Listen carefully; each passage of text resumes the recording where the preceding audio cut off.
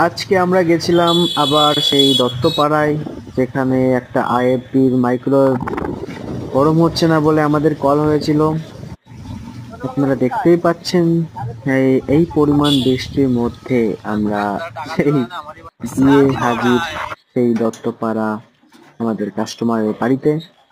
দাদা গিয়ে আমাদের কাজ আমরা শুরু করে দিয়েছি। সমস্ত কিছু চেক করার পর আমরা বুঝতে পারলাম যে এটা ফিউজ কাট কেটে গেছে, এবং সমস্যা আইডেন্টিফাই করার জন্য যখন আমরা চেক করলাম তখন দেখলাম হ্যাঁ এটা আর কিছু না, ক্যাপাসিটরটা একটু সমস্যা হয়েছে, ক্যাপাসিটরটা খারাপ হয়ে গেছে, ক্যাপাসিটর চেঞ্জ করলে এটা প্রবলেম সলিউশন হয়ে যাবে। সেহেতু আমরা আগের থেকেই জানতাম এই ব্যাপারটা, তাই জন্য আমরা আলাদা করে ক্যাপাসিটর নিয়ে গেছিলাম।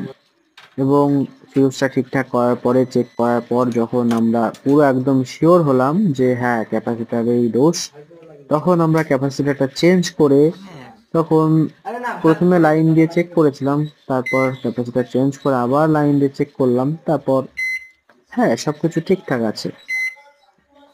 এবং তারপর আমরা সমস্ত প্রোগ্রামিং সেট করে এই যে লাইট জ্বলছে এখন, সমস্ত কিছু ঠিক আছে।